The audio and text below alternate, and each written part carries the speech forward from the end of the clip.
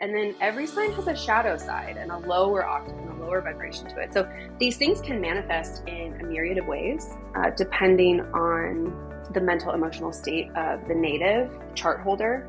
So you'll see things play out differently for everybody. Nobody's the same. At the end of the day, we have free will, right? So it's like you can have all these potentials and characteristics, but how that's going to play out is going to be really unique to how you're using that energy and how it's showing up for you.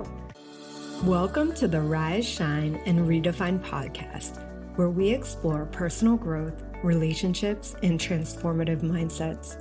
I'm Caryn Meininger, your guide and ally on this journey. Imagine a space where your true beauty shines, where every challenge is a step toward your best self, and where family and personal development intertwine. As your BFF for mindset mastery, I'm here to share insight and laughter, to guide you through the highs and lows, and to celebrate your journey towards authenticity and fulfillment. Join us as we redefine what it means to live beautifully, love our journey, and embrace our true selves. Let's rise, shine, and redefine together. Welcome back to the Rise, Shine, and Redefine podcast. I'm here with Miss Caryn Meininger, who is not only become a really good friend of mine who I met in the coaching program that we're in, she's also just such a beautiful soul, a beautiful friend, and just a beautiful person. She's a therapeutic life coach and hypnotherapist who specializes in utilizing astrology, and it's a tool within her private practice. She's passionate about helping women align with the most authentic version of themselves by taking an integrated and holistic mind, body, spirit approach. She's also a mom of a 22-month-old baby and also the complete love of her life. Welcome, Katie. I am so excited to have you on the show today. And I believe we are going to do a deep dive into astrology, which I think with the retrograde and the solar eclipse and all of this energy moving, this is a spot on topic for us to talk about today. So I cannot wait. If you would share a little bit about yourself and a little bit about your story, we would love to hear. Oh, thank you so much, Caryn. That was such a beautiful intro. And I just want to say I absolutely reciprocate and adore you. And I'm so grateful to be here and value our friendship. And I'm grateful we met through our coaching program. So happy to be here. You know, I've been a very spiritual person from a young age, very intuitive, very sensitive. And really, I feel things became pivotal for me. But back around 2012, I was suffering from addiction and I was really struggling in my life. And I knew that if I didn't have some sort of shift, it wasn't going to turn out well for me. And something shifted, something happened, and I had a spiritual awakening. And it was right around this time that I came into a deeper sense of and knowing that there was more out there for me, that I had a purpose, that I was meant to be of service in the world. And it's so interesting, you know, when you make that decision or you have that shift, the universe, God, whatever, it meets you. And things started to align for me. And it was painful. It wasn't easy. You know, transformation is not easy.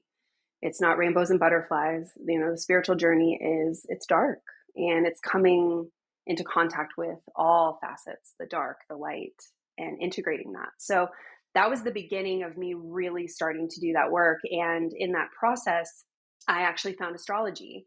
And I had always followed astrology in the sense of more like pop astrology, you know, where we saw it, you know, sun sign horoscopes in magazines or sun sign horoscopes in the newspaper. But I had never been introduced. What's a sun sign horoscope? What does that mean? So, you know, you would see like, you know, before we had all the access to social media, you know, our media prior to that was really like newspapers and magazines, and I guess you could say television too, but it would be like something that was like more pop astrology. It would just be like the 12 zodiac signs and what their predictions were for the day. So it's the one that's like based on your birthday. So like based on your birthday and you see it in a magazine, that's the sun sign. astrology. Like, yeah, exactly. That's the sun Okay, sign okay. I astrology. just And wanted that's, to be clear because, I don't know astrology very well. So I just want to absolutely. understand. Okay, so sun sign is like pretty much your birthday and then what you see in the magazine. Yeah, so like, yeah, and now we're starting to actually see astrologers do much more in depth and actually more accurate readings, because I would say, sun sign astrology is cool, but it's a lot more general because you have a lot of people that are born on the same day as you, right? But really, and we'll dive into this, but when we're looking at a birth chart, you actually want to look at your rising sign, which again, I don't want to like jump ahead, but that's really where you want to be predicting, not predicting, but you want to be looking at everything through that lens within your birth chart, because that's going to be a lot more accurate. That's getting down to like the minute that you were born. So it's very personal, and it's really the guide to your birth chart. That's the entry point to your birth chart. That's where you start. And I didn't know that. And it wasn't until this person came into my life and, said, "Hey, do you want to look at your birth chart? Have you ever seen your birth chart?" And I was like, "What is that? Oh my gosh, what is that?" And he showed it to me, and it was like I had this stroke of insight. It was like this magical, I don't know if you've ever seen your birth chart, but it's like this big wheel and it's got all these shapes, it looks like a pizza pie, and there's all these different planets and glyphs and symbols and then aspects that, lines that show between each of them. And I saw it, and it was just like the most magical thing I'd ever seen. And when I did a brief interpretation of it, immediately I was like, this makes more sense. This is what I've been feeling so much about myself, but it hasn't been validated in a lot of ways, and it was like this coming home, like, oh, all that depth I feel, or all that sensitivity I feel, because classically I'm a Libra sun. I know you are too. And reading like Libra sun astrology, it's, Libras are a certain way. They are, they're an air sign, and they're very flirty and cerebral, and they're all about partnership, and all those things are true about me. They're very social. But I also have a lot of water in my chart. I have a lot of Scorpio in my chart. So nothing was validating the depth that I feel, or the emotions that I feel, or the intensity, the way I feel really intensely. And so the first time I saw a birth chart, it validated that. It was like, oh no, you're who you're meant to be, and you need to lean into that. And so once that door was opened, it was like there was no turning back for me. I love you can turn to your birth chart to feel seen, heard, understood, validated. So if you're feeling any of these things, you're feeling misunderstood, nobody gets you, you're just in the weeds. Let's dive deeper into the birth chart. I cannot wait to hear more. So I'm going to be selfish on here, and I want to use me as an example. Um, Absolutely. and I also want to talk about the solar eclipse because I feel like it's affecting me and in weird ways. So I do want to jump into that too. But first, so I'm a Libra, and like Katie said, she is too. And then what's like the next part of the chart? Like what does that look like? Absolutely. So I have your chart pulled up here. So I just want to prop it up here so I look at it. But so we'll just kind of focus on the big three right now. I don't know if, for those of you that don't know what astrology is, or maybe some of your listeners do have a background, I think it's a great way to start with astrology, like from a basic perspective, to focus on your sun sign, your moon sign, and your rising sign. Now, when you pull up a birth chart, there's a lot of placements. You're going to have placements for every planet, essentially. And then it can go even deeper. There's also placements for asteroids, and there's house placements. So there's a lot of interpreting going on here. I don't want to overwhelm everybody, but just starting with your big three, the rising sign, the sun sign, the moon sign. So for you, you're a Gemini rising at 24 degrees. And then your sun sign is in Libra at 28 degrees. And then your moon sign is in Scorpio at 9 degrees. And then on top of that, these planets and placements are sitting in a certain place within the chart. So then we would further interpret that. So just starting with, like I said, the rising sign, that's the entry point to your birth chart. So as a Gemini rising, this is an air sign. It really is, it's known for being a very communicative sign. It's very talkative. So actually having this podcast is so on brand with Gemini energy. Gemini energy, it loves to be in communication, and it wants to perceive. It's like the sign of awareness. My daughter is a Gemini. And one thing I love about her, as a 22-month-old is she's so observant. She's just constantly taking the world in. And she's taking the world in so that then she can synthesize that and then like communicate back. She also wants to engage and talk and connect. So that's really Gemini energy. It's ruled by Mercury. Mercury is the fastest moving planet besides the moon. The moon is more of a luminary. It's within the world of astrology. We say the sun and the moon are more luminaries, and then everything else is a planet. But Mercury sits between planet Earth and all the other signs, or I'm sorry, all the other planets. So I love this analogy of like, you've got Earth here, and then you've got Mercury right next to it, and then you have all the other planets, right? You've got Venus and Mars, and it goes down all the way to Pluto. So Mercury kind of acts as this messenger between Earth and like all the other planets. I heard an astrologer use that as a metaphor recently, and I really love that because it's the communicator. And in traditional like folklore mythology, Mercury's the planet that's able to actually go between worlds. So he's able to go down into the underworld and communicate with the underworld, but then he's able to go up to the heavens and communicate with the heavens. He's also kind of known as the trickster. He can be known as a chameleon at times. And every sign has a positive, higher octave, higher vibration to it. And then every sign has a shadow side and a lower octave and a lower vibration to it. So these things can manifest in a myriad of ways, depending on the mental emotional state of the native chart holder. So you'll see things play out differently for everybody. Nobody's the same. At the end of the day, we have free will, right? So it's like you can have all these potentials and characteristics, but how that's going to play out is going to be really unique to how you're using that energy and how it's showing up for you. So again, Gemini, sharing through talking, communication, writing, self-expression, photography, movement. Gemini's known, I'm a Gemini rising as well, and I don't know if you can tell, I'm talking with my hands. Gemini rules over the hands. So you might need to like work with your hands if you're a Gemini, or you're Gemini heavy. If you have a rising, actually it depends. Like some people are you can be Gemini heavy in a lot of ways, but yeah, it's a beautiful energy. And when we're talking about the rising sign, what's really important is you want to also look at the ruler of the rising sign. I would say that's also incredibly important to pay attention to. So for Gemini, the ruler of Gemini is Mercury. So Mercury is going to be a really important planet for you. You are always going to want to. So I have to do all the retrogrades. Exactly. Yep.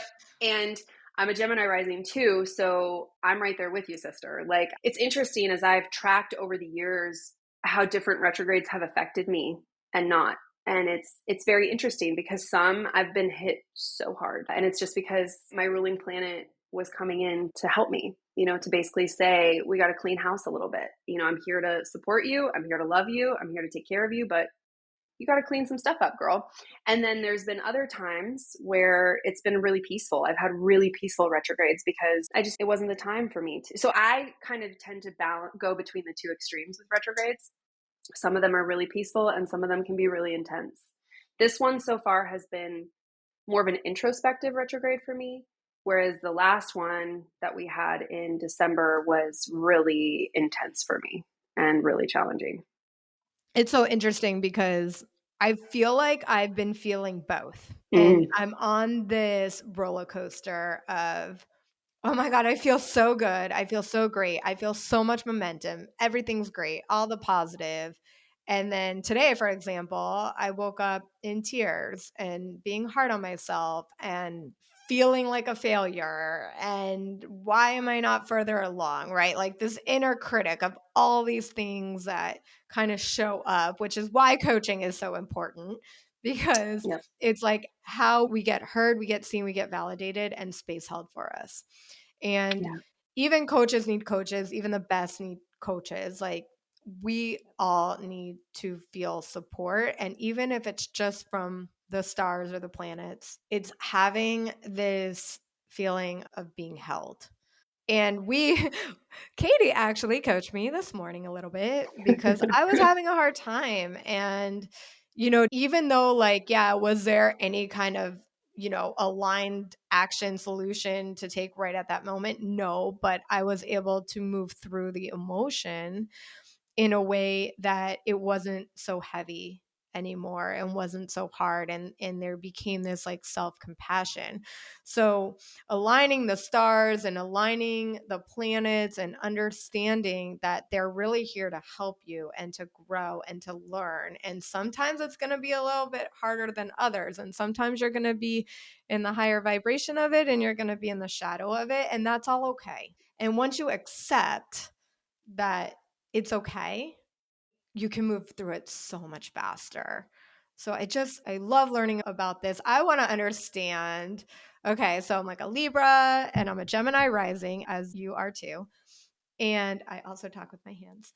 And so like if I'm like trying to understand myself, okay, like I understand Libra and it's balancing, and then Gemini rise, like I don't understand rising that much, but thank you for introducing it. Like if I'm going to look at this, like what is it? Do I go with more of what resonates with me as like a Libra, or am I going to go more with what resonates with me as whatever my rising sign is?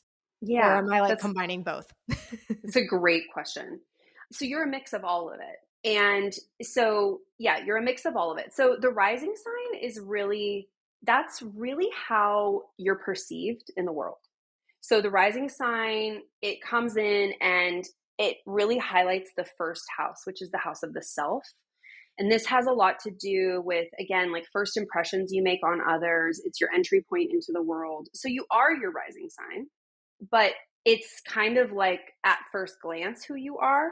And then as we start to get deeper, we're moving into your sun sign, right? Which your sun sign is your essence. Your sun is really important. Do not get me wrong. Like the sun is very important. It's just that when we're looking at the birth chart and interpreting the birth chart, we're going to use the rising sign sort of as the entry point. But you're not like more dominantly your ascendant sign and less dominantly your sun sign. No, you're all of it combined, and it's a synthesis. It's an art to learn to integrate with all of it and sort of embrace all of it. But I hope I'm not digressing here. So the sun sign is, it's really it's your essence. It's how you shine your light into the world.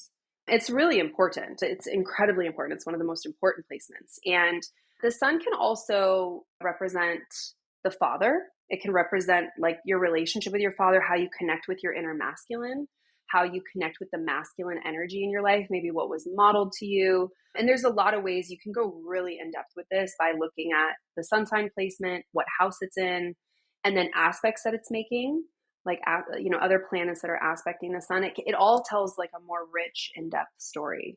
So there's a lot of places to go with it, but you're definitely going to be showing up in the world as a Libra in so many ways. You're also going to be showing up in the world through as a Gemini. And the more people get to know you, they're going to see Gemini at first glance. That's going to be really like what you come off as.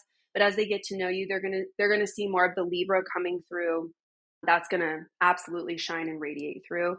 And then your moon sign. The people that know you the best it's your moon. The moon represents the mother. It's the home. It's represents the body even. It's your earliest environment, all the way starting in the womb with your mother. I mean, that's how deep it is. It's a very sensitive point in the chart. It's our instincts. It's our emotional landscape. It's how we like to be nurtured and nourished and held and supported. And it's how we process our emotions. And so for you, with that being in Scorpio, it's a very sensitive placement. It's very captivating. There's a lot of power through your emotions, through your emotional landscape. There's a lot of transformation that comes through feeling, processing, and releasing your emotions. It's probably, I would imagine it's also very intense sometimes as a Scorpio moon, but it's also, oh my gosh, the more you learn to just navigate those waters and those intuitive waters and those psychic waters, it's a very psychic placement, it frees you and it grows you. And it's just like this constant emotional transformation that's happening.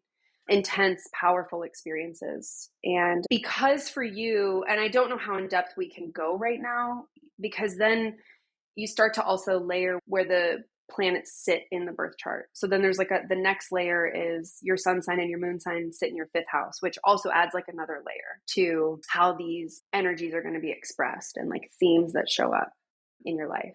But again, I don't want to overwhelm people right now. Yeah, so let's use this in like practical ways, and we're going to use me because, you know. Absolutely. It's the best way to do it. Okay, so Libra, my essence, rising is Gemini. This is kind of the perception that people see me. And then the moon is like people who know me at my core. Okay, great. So I got Libra, I got Gemini, I got Scorpio. Now, this does also remind me a lot of human design. And I Yeah. don't know how many of my listeners even know what human design is, but it seems like there's a lot of integrated similarities that you're saying about my birth chart versus my human design, which I think is so cool. It's like you could really go deep on this stuff. Like it's fascinating. So Yeah. anyway, I notice that I tend to gravitate towards Scorpios. My mom's a Scorpio, my husband's a Scorpio, some of my best friends are Scorpios. What or WTF, don't want to curse. And it's a lot of big, not like it's like big energy, but in a very like it's like demanding energy. And so that being my moon, now that I know that that's my moon and that's who I am at my core, and as we're learning in this coaching program, like the people you're around are your mirrors. And I'm like, ugh, these are my mirrors. Oh my goodness. But it's just really like unpack that a little bit for me. Like, okay, how as a moon Scorpio, am I saying that right? Yeah, moon in Scorpio. Okay, thank you. And then being around so many Scorpios all the time, like how is this affecting my energy and how can I leverage knowing that about myself now to communicate and have more fulfilling, better relationships with these people so it's not this constant. Like I feel like I'm constantly butting heads when I'm around Scorpios. So it's like my Oh, entire wow. life, like my husband, my mom. Are these all Scorpio suns in your life? Yeah, they're sons. Yeah, they're like Oh, that's Scorpio so sons. powerful. Yeah, yeah. That's really powerful. So so this is interesting because now you're starting to get into relationship astrology, which is called synastry charts. And there's all different kinds of charts. But overall, the study of relationship astrology is synastry, which I would love to specialize in at some point because what that is you overlay two charts together and you look at the aspects between the charts. So if you're surrounded by, Scorpio suns, that's very powerful. Now it depends on exactly where their sun sign is because like I mentioned this briefly, there's degrees to each planet. Your planet can fall anywhere between 0 to 29 degrees. That's a really big spectrum. And so there's no 30th degree. It's just 0 to 29. And depending on where these people's degree sign falls, it could be exactly conjunct your moon, which it's going to bring stuff up either way, even if it's not making like a direct aspect and those planets aren't directly talking, it's still the energy that's in the room, right? You're still going to feel it. You have more than just your moon in Scorpio. You have your Venus in Scorpio, you've got your Uranus in Scorpio, you've also got your Mercury in Scorpio. So remember, back to what we were talking about, your chart ruler is Mercury. So we also need to pay attention to what Mercury is doing in your chart because it's going to be one of the more important planets in your chart. And so you have 4 planets in Scorpio. That's a lot. That's a lot of Scorpio energy. I don't want it. Oh, that's so funny. So this is why these people are triggering you because there could be some, it's interesting because so we're walking contradictions as humans. We're all contradictions. And this is my belief. We're all walking contradictions and we're constantly trying to come back home and integrate with ourselves, right? And sometimes it's a lot. Sometimes we don't have space to hold all of it. That's a human defense mechanism, right? Like, especially with you, I'm similar. You've got a lot of that air energy. You're a Gemini rising, you're a Libra sun. You have, I know this might not make sense to you, but you have a loaded 5th house. Like, that's the house of creativity and play and romance and children and fun. It's a really fun house. So that contradicts with Scorpio energy, which is really deep and penetrative. And I think you use the word confrontational. I think you use that word. It can be confrontational. It's intense. It's mysterious. It's transformative. It's also my favorite energy. I have a lot of Scorpio in my chart. I love Scorpio energy. It's so intense. I also have a Mercury in Scorpio like you. So very intense intellect, a very intense mind. But I guess what I will say is just off the bat, intuitively, what's coming to me is that there could be some integration that needs to happen here. These people could be, I mean, I believe these people, these energies, the Scorpio energy is coming into your life and it's saying, knock, knock, knock, pay attention to this energy, or we're going to keep rocking, we're going to keep shaking stuff up. Because it is so prominent in your chart, I can't even imagine, if it's something that you're kind of like, I don't want to deal with that. I don't want to like go deep. I don't want to deal with intense. I don't want to be transformative. It's like we can push that down for a while, but eventually it is going to come knocking, and it is something we're going to have to confront in our face, whether it's an internal battle that we face or whether it's, external relationships in our life or situations that are going to pull it from us. This is just the way it is. It's so interesting because I resonate so much with what you're saying, because I'm in this like push-pull of universe, here's the universe, you need to go deeper. Ego, no, you don't. And so it's almost like confrontation within myself of like, okay, like if you go deep, that means you're pausing and that means you're being still. And I am like a huge proponent of stopping and pausing and being still, but only when it's not me. Like, like when it's not me. I will tell everyone else, you need to calm, you need to rest, you need to meditate, you need to do all the things. And it was so interesting. I had such this awareness yesterday when I did my interview yesterday on my podcast. Is I was telling her how I went to get my nails done and they were taking forever. And I was having a hard time just sitting there. Like, I was like, this is not efficient with my time. And we'll bring in the Enneagram in another podcast, but I'm an Enneagram 3. So what that means is like, I'm overachiever. Like, let's go. Let's keep going. Let's grind it out. Let's get it done. Let's check the boxes, do all the things. Let's succeed. Let's climb the ladder. It's just like the brain is in this loop all the time. And so as I'm sitting here getting my nails done, I was like, I need to get out of here. Like, I can't be here anymore. And my whole dream and my whole reason, not my whole reason, but a part of my reason for going on my own, leaving this really financially cushioned job with my family business and impacting, yes, I want to impact the world and I want to show up and change people's lives, but I wanted the freedom. I wanted the flexibility. I wanted to be able to be home with my son. I wanted to be able to go to his events and watch him do jujitsu and do all the things and get my nails done in the middle of the day if I really wanted to.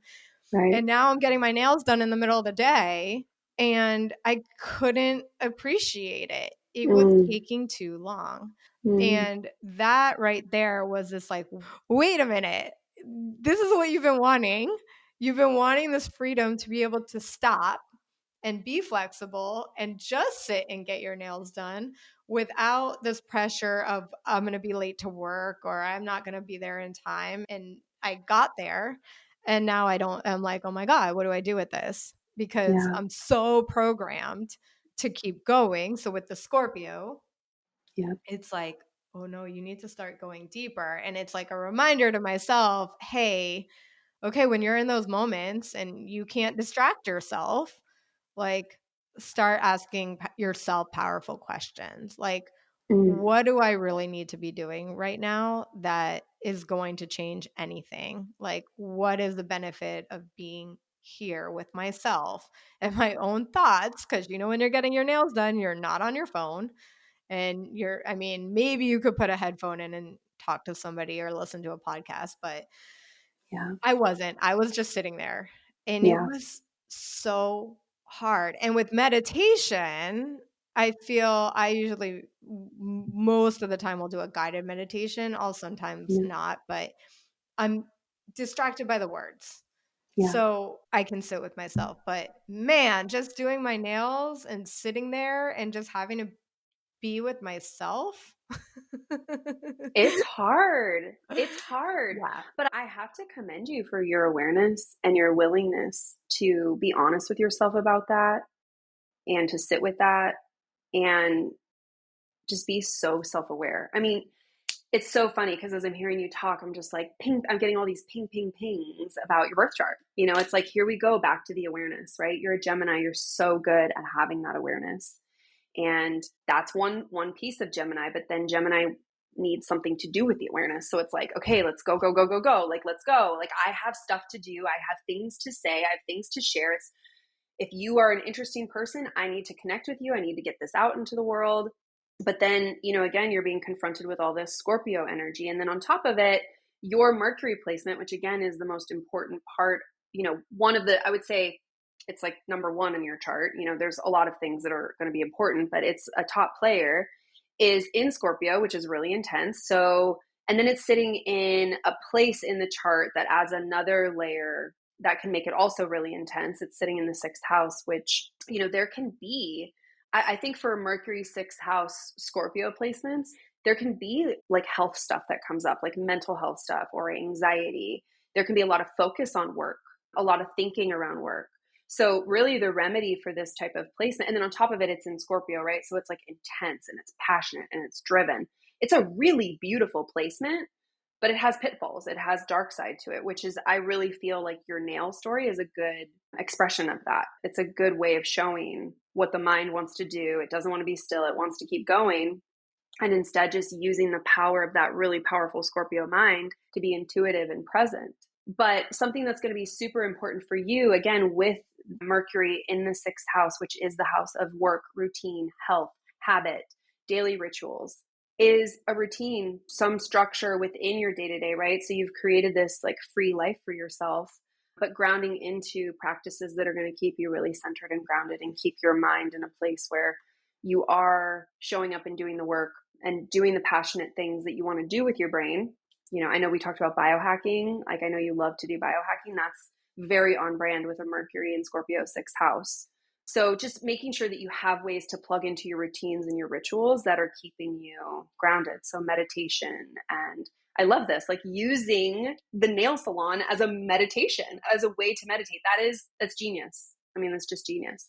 I think that's one of like, I don't know what Zen master talks about it, but there's like doing the dishes, and then there's doing the dishes like very mindfully and very present, in a very present way, and that being a moving meditation. And I mean, that is what you did in that. You took just a everyday mundane task and you made it incredibly spiritual, and you used it as a way to hack your life. Yes and no. I more so had the awareness after I got back from the nail salon. But it is, I think, as the Gemini rising, okay, the next time I feel like I need to go, go, go and need to be doing something, okay, wait, let's take this moment of I have to sit here and I'm going to meditate while I'm here. And now I think the brain is like, okay, well, at least you're doing something. Yeah, exactly. Like, okay, I'm sitting here. Okay, well, I'm going to get my meditation out of the way. Check the box. Yeah. Absolutely. So it's also of a hack. It's a hack. It is a hack. Well, and it's also on brand with, we're in a Mercury retrograde right now too. So this is, I know you said you wanted to talk about retrogrades. Yeah, let's go into this retrograde. How often does it happen? When does it happen? Why does it happen? And what's happening all around us? When is that too many questions? No, it's okay. I want to know all the things. Yeah, I can go there. So retrogrades are when a planet appears from our visible here on Earth, like our vision, a planet appears to be moving backwards. Okay. But the key word here is appears. So it's an optical illusion. But the belief through astrology is that impacts us, right? So you could almost say that retrogrades are a time where energy can be a little elusive. Like it's not totally clear. And that serves us. It's a time to actually use it as medicine that we need to slow down, to revisit things. I like to say when it comes to Mercury retrogrades, or even retrogrades in general, right? It starts with RE, retrograde. So words with the prefix re. So revisit, relax, reset, revise, restructure. Those are all words that really align with retrograde periods. Now, Mercury retrogrades 3 times a year. So that's why it's the most popular one. It's the one that you hear mainstream talking about a lot. Everyone these days pretty much knows what a Mercury retrograde is, which is really cool. because astrology is getting more, people are noticing it more. But I think there's a lot of fear mongering around it. And I really like to take the fear out of it. And some of that comes from my own personal experience, because I've definitely suffered and struggled with mental health over the years. And I'm proud to talk about that because I've really confronted it, and I've done a lot of therapy, and I love psychology, and I'm a coach. And so I've dedicated my life to figuring these things out. But, as we know as coaches, like the best thing you can do is coach yourself and heal yourself. And, you said like every coach, every good therapist, every good coach, they have their own coaches and therapists. So, oh shoot, I feel like I just digressed a bit. I was going somewhere with that and it just left my mind. But, there's a reason to these retrogrades. They're a healthy time for us to just come back to our center and get really clear. And a lot of times, oh, right. So the fear, that's what I was talking about, the fear. Astrology used to scare me because I was misusing it at times. And I also feel like there are some older texts of astrology, ancient astrology texts, or just certain astrologers that interpret in ways that I personally believe are really irresponsible. I don't think we should be scaring people. Now, that doesn't mean that challenges won't arise. We have to separate like challenge from like scary. It's like, hey, if something's showing up, it means I can handle it. It means it's showing up for a reason. Loving what is, right? I know we just did like a whole section on Byron Katie in our coaching program, right? So loving what is, it wouldn't be happening if it wasn't meant to be happening. So during Mercury retrogrades, things are coming up because it needs to be taken care of. I know a lot of people in my life in this retrograde, they've had a ton of car stuff come up, like just really stressful stuff around their cars. But thank God, it's coming up now because there are problems that you didn't know were there. And now they're there and you need to take care of it. Mercury rules over travel and communication. It's the messenger. So a lot of times you'll see stuff come up around transportation and travel and cars. Now, what people think is like, oh, should I not travel? Oh, should I not get in my car and go somewhere? And it's like, no, of course not. Or it also rolls over contracts and entering new, the belief is you shouldn't really sign like new contracts during a Mercury retrograde. But does that mean you should never start something new in a Mercury retrograde? No, of course not. Like sometimes you have to move. Sometimes you do need to start something. Sometimes you do need to do that. But you just want to be really articulate, really intentional with what you're doing if you are doing something like that. And if you're able to wait, that's great. It gives you time and space to just get really clear on what you need to do. Like, for example, the last Mercury retrograde we had in December, I was actually going through legal negotiations. And that was a really hard time for me because right when Mercury retrograde started was right when we started to get into the actual like legal documentation. And I just wanted it to be done. I was ready to be done. I was tired and I wanted to sign the agreement and be done with it. But I remember having the awareness of like, okay, this is a Mercury retrograde. I'm a Gemini rising. Is it really responsible for me to rush this and push this, or should I surrender to what's showing up right now? Like, this is so on brand with Mercury retrograde. This is like textbook Mercury retrograde stuff. And that perspective really helped me lean into it and just surrender. And the contract didn't get signed. The deal didn't get done until after retrograde ended. And I walked away in a very good position. I was very happy with how that unfolded. And I was able to catch some things that I probably wouldn't have caught if I just let my Mercury mind, rush me through that.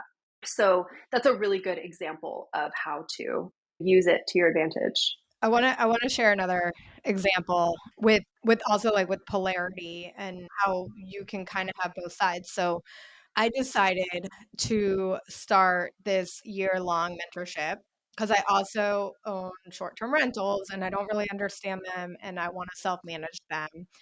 And it was like this year long. It wasn't really a contract, but it was like just the commitment. It was this commitment. And I was on the fence. We're in retrograde. Do I jump into this? Do I wait? But for me, it kept being more of a yes than a no.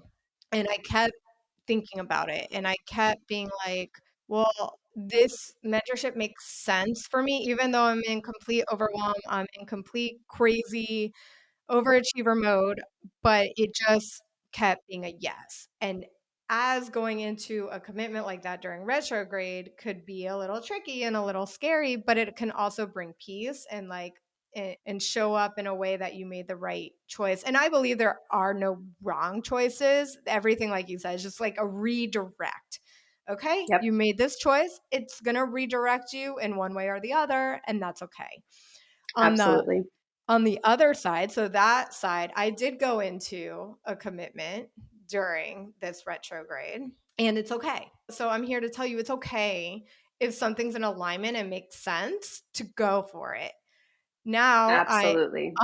on the opposite, I have an agreement with my old company that I'm in the middle of renegotiating because it's a little tricky and it's a little messy.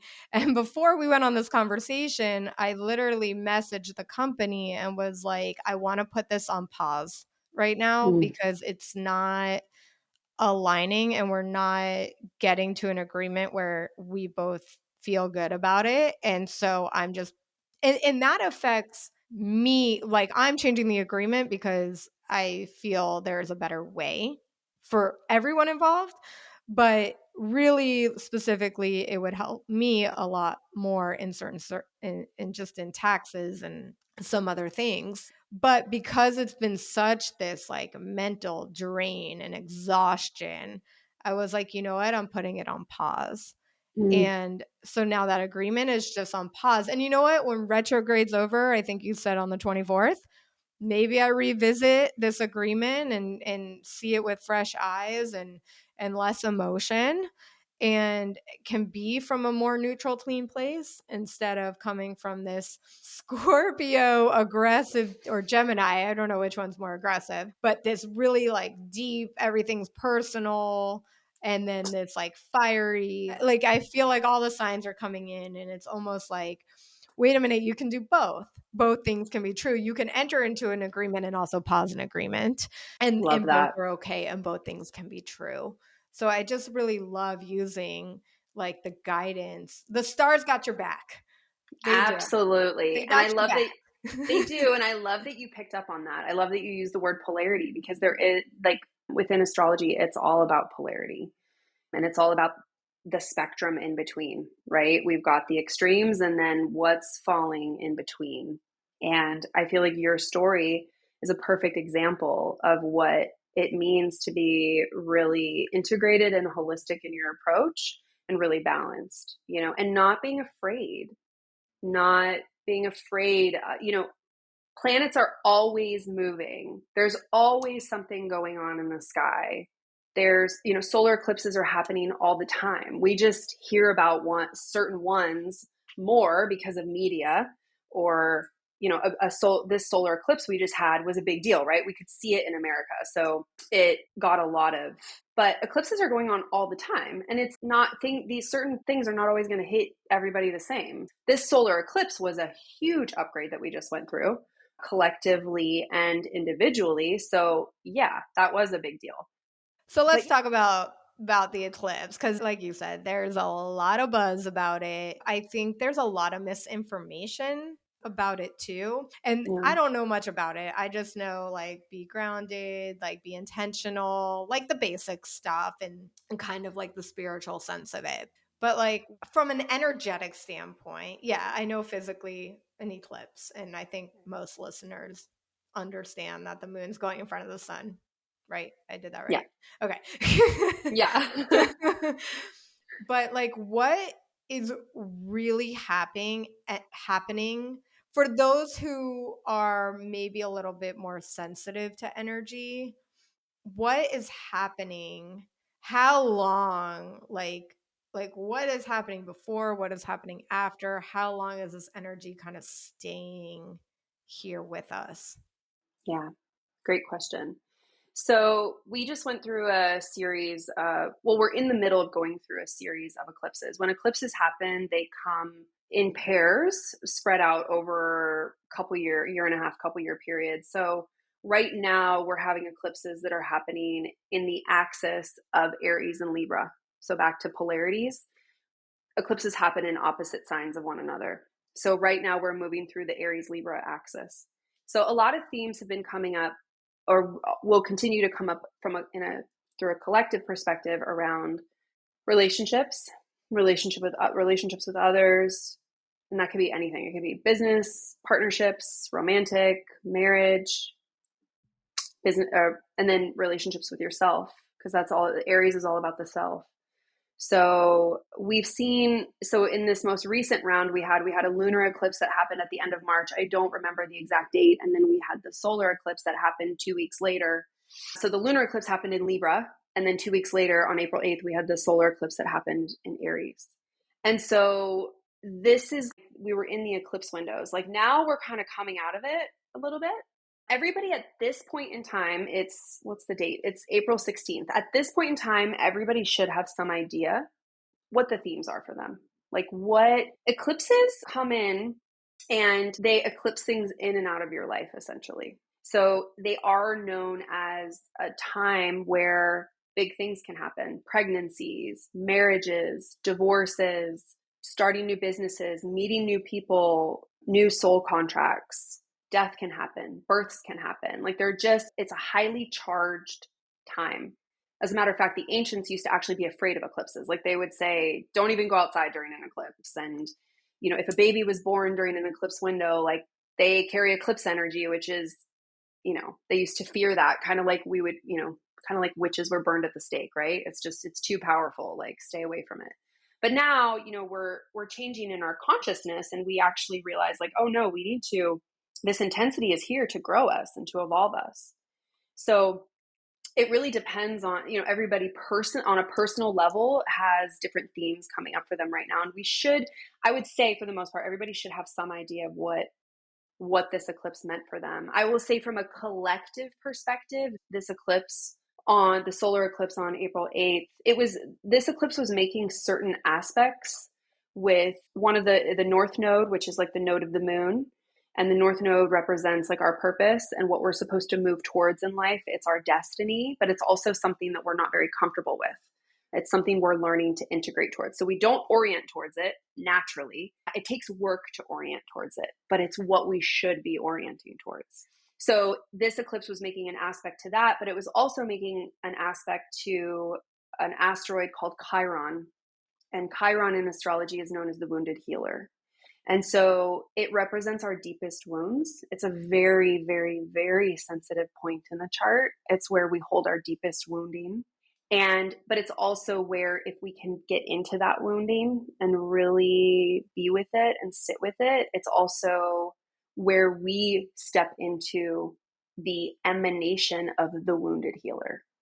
So the way I see it is like, of course, this eclipse had to sit with our deepest wounding and our purpose, because really it's like only through healing that deep, deep wounding can you really step into the next level of your life. And that's what this eclipse was about. It was a massive shift in consciousness, whether people realize it or not. Some people know that on a conscious level. A lot of people listening to this podcast know on a conscious level that things have shifted, things are changing. They're feeling it on some way, I would imagine. So we have that individual consciousness, but then we also have the collective consciousness, and we're all tapped into that, like through, I don't know, like Carl Jung talks about that. Like we're all a part of this collective conscious. And so whether we realize it or not, unconsciously, we're upgrading, we're shifting. The cosmos are beckoning it. They're calling it forth. The planet is changing. Things are shifting, whether we want to be aware of it or not. And so that's really what happened and is happening with this most recent, cycle of eclipses. Yeah, it almost sounds like you're like, I don't know how many of our listeners do like hypnosis and meditations, but it's kind of like when you visualizing a door open and it's like, all right, you're walking through that door for your new life, but you don't have choice anymore. Like, before Exactly. it's like, okay, this door's open, but I can't make you walk through it. But now the solar eclipse is like, nope, nope, nope. It's such a beautiful way of putting it. You are going. And for the people that are fighting it, that's where you see a lot of the darkness in our Yeah, world. so you have an option. You're gonna go through that door.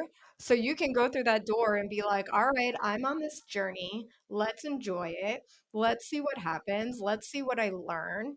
Or you can be the complete opposite and be in suffering and be in pain. I mean, what would you choose? I mean, and Exactly. and I think we forget you get to choose how you feel about it. You get to choose. You And do. for some reason, we feel that by choosing the pain and suffering, or the victimhood, that it's somehow going to change the outcome. And it's not. It's Mm-hmm. not serving anybody, and you're the one suffering. By being mad at the person, it's not affecting that person. It's only affecting you.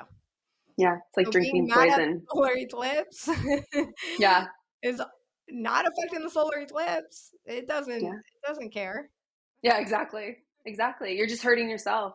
That's exactly right. Right. So it's like, okay, how can we shift? How can we use the astros? How can we use all of this knowledge to shift this lens and this perspective Mm, to feel more joy and to feel love and to feel happy, and knowing like when you're in the darkness, we need the darkness so we can see the light.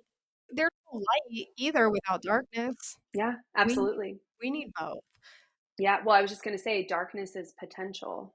In the dark is the unknown, but it's also the seed of potential. It's the beginning of life. It's where the seed of life comes, the embryo. It's the spark of life just starting out. It's the seed before it rises up through the soil and starts to get that first, ray of sunshine. It's essential that we go into the dark. And I think it's important to separate dark from evil.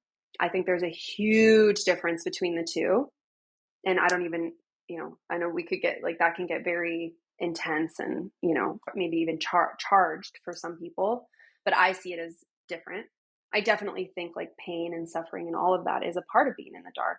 Think about, being a baby coming out of the womb of the mother. I mean, that in and of itself is a trauma. It just is. It's a bodily trauma. It's obviously a natural trauma, but a baby coming through a birth canal it's leaving its safe space, but it's coming out through the darkness and birthing into the light. So these are all natural, cyclical parts of life. And nature doesn't have the mind like we do as humans, right? So the mind is where we create the suffering of what's just natural, right? Like they know, like nature knows the cycles of life. Like there's death, there's rebirth, and there's life. And then you just keep going through these cycles of life, death, life, life, death, life. That's just the way it works. Yeah, I want to unpack that too, because I like to look at it as seasons, right? So Me we're too. in, what season are you in? So there's spring. This is kind of when you're springing into action, when you're starting making things happen. This is when the seed is starting to kind of sprout, right? And then you're in summer, and that's when you're kind of in this full bloom. You're in it, you're doing it. And then there's fall, which is kind of like a little bit of like, okay, I'm gonna kind of become like what's the word? Like not complacent, but just like it'll come back to me. We're gonna go to Yeah. winter and we'll come back to fall. And then winter is just like like a time for rest and And death. reflection and taking a break and really like we need all of them. And we are in a cycle. And people are in different cycles at different times. Like as a collective, we're coming into winter. We're kind of in winter. We're in, some people like to call it a recession. I don't know. I don't follow all of that, but it's Yeah. just kind of a winter for the collective. Some people might call it a death.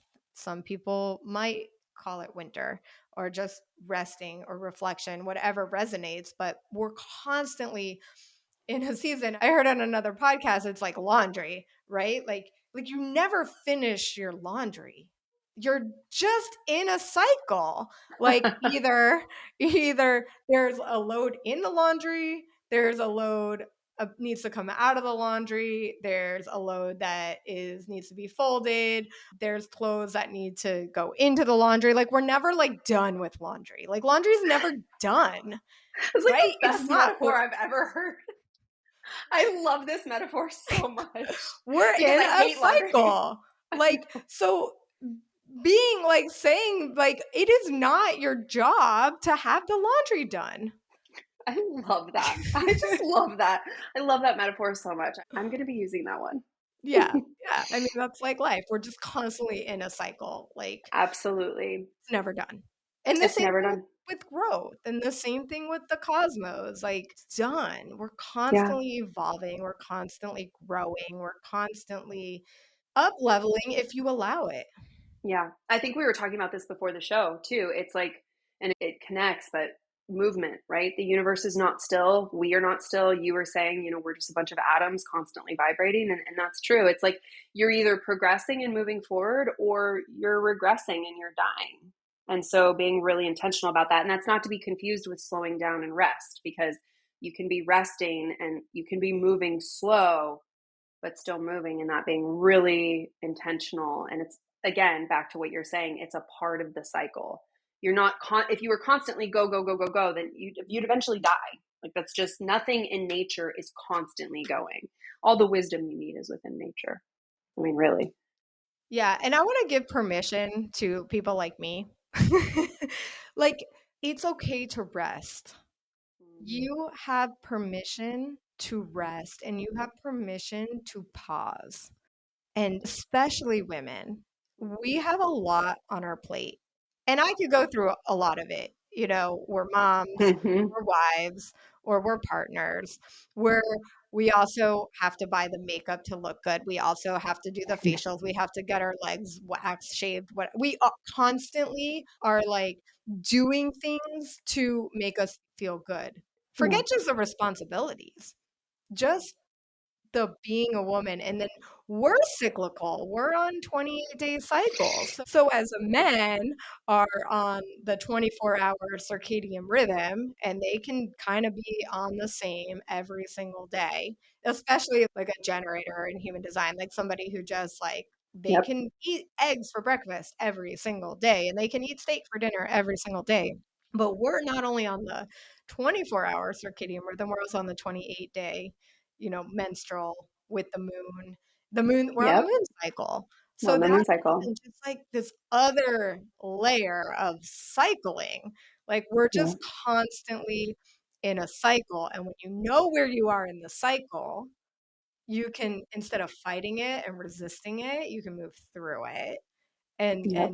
and really power to the next knob on the laundry or the next up level in your life. But when you have the awareness and you're in it and you're in it and you're like, okay, I'm gonna have compassion for myself.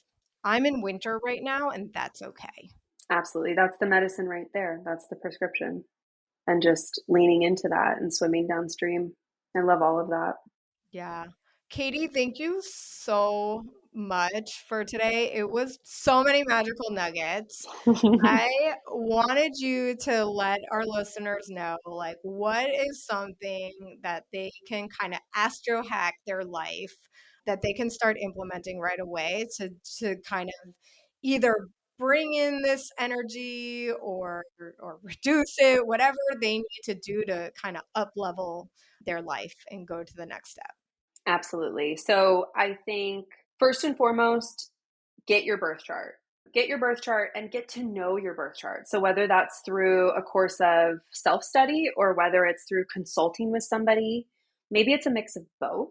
That's definitely been my journey. I've consulted with so many different astrologers and coaches and therapists that use astrology, and then I've done a lot of self-study. But start there. Get your birth chart. If you need help, like, there's a lot of help out there. There's a lot of resources. There's a lot of tools. And then once you have your birth chart and you start looking into that, I mean, going back to figuring out what your ruling planet is, paying attention to what your ruling planet is. So, for you, you're a Gemini rising, you're going to pay attention to what Mercury is doing. If you're a Cancer rising, Cancer is ruled by the moon, you're going to pay attention to what the moon is doing. It's going to stand out for you more. If you're a woman, and I love that you brought this up, you're also going to pay attention to the moon. You've got a biological, connection to the moon. So following that is going to be, it's going to be helpful for anybody, like irrespective of gender, but I just feel like, you know, that plays a part too. And then, what else I recommend doing is looking into transits. And I say that with caution because you want to be really careful with transits. You don't want to be looking up transits on your own and scaring yourself. There's a lot of information on the internet. You want to be really, really, really intentional, please, with where you're getting your information and how you're taking that in. So I would suggest, even if you're a beginner, consult with somebody that resonates, like whose energy you feel safe with, you like their content.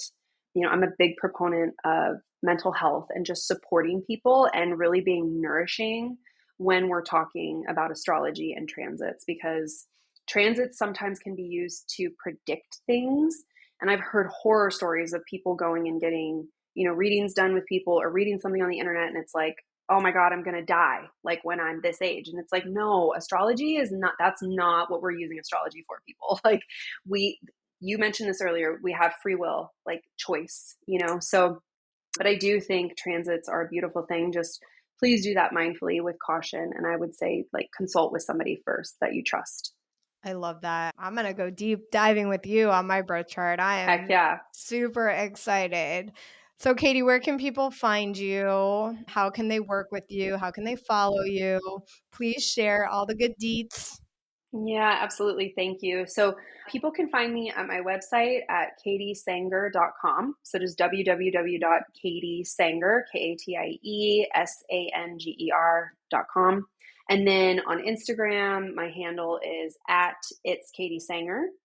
I'm also on Twitter and TikTok with those handles at It's Katie Sanger, but I'm not as active on there, but I do plan on being more active in the future. And right now I'm offering coaching services utilizing astrology. So it's really fun. It's really cool. We get in there and we do all the coaching hacks and tools that you and I, use, but we have the birth chart present and we're using it as the map and we're just diving deep. I just wanted to share, I've been working with Katie for like 2 weeks and my life is already drastically better. So I highly, highly recommend. Same for me. We're all about the up level. So thank you so much. I hope to have you back and we can maybe talk more about moon energies and all the different more things about all the different more things. Listen to me. Like more cosmos and just relating it to practical ways that this kind of shows up in our life and how we can just keep astro hacking our life. Thank you so much. Absolutely. Thank you so much for having me. It's been lovely. Thank you so much for joining us today and being a part of our journey towards redefining success and creating an abundant life. If today's episode inspired you, we have a special gift for our listeners. If you love the podcast, consider leaving us a 5-star review on your favorite podcast platform. As a token of our gratitude, we're offering an exclusive Rise and Thrive checklist designed to help you create a thriving morning. Here's how you can claim it. Simply take a screenshot of your review and send it to us at hello@carynm.com. That's hello@CARYNM.com. Once we receive your screenshot, we'll send you the Rise and Thrive checklist straight to your inbox. Remember, your reviews help us keep the podcast going and reach more listeners who are on their path and redefining their life. So your support means the world to us. Until next time, keep rising, keep shining, and dare to redefine your life in extraordinary ways. This is Caryn Meininger, wishing you well and lots of love.